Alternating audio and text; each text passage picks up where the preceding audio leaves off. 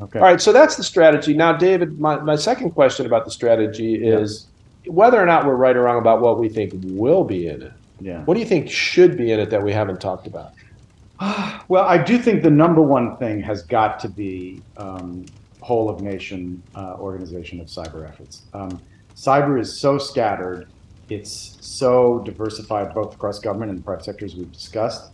And, there's been talk of unity of effort just within the federal government, let alone the rest of the country, for so long, and it's proven to be so elusive. So I do think that's probably the number one thing that's got to be in there. The other thing that's, I think, got to be in there and is going to be in there almost for certain and is reflected in other documents is dealing with the coming demise of encryption. I mean, we are headed for, whether it's, right now, based on this report we're going to talk about out of China, or more likely it's coming, at some point soon-ish.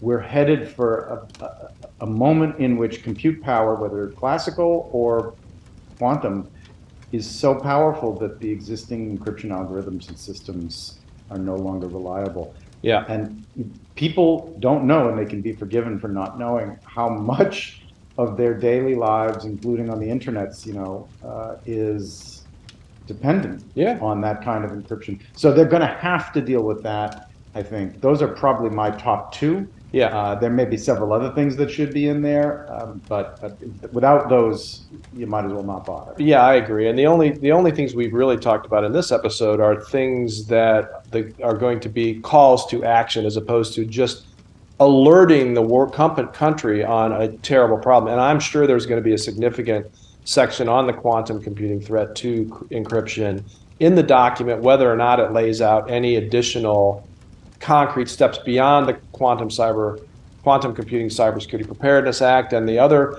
presidential documents that we will talk about next time. Yeah. Okay. So come back, hear all about it.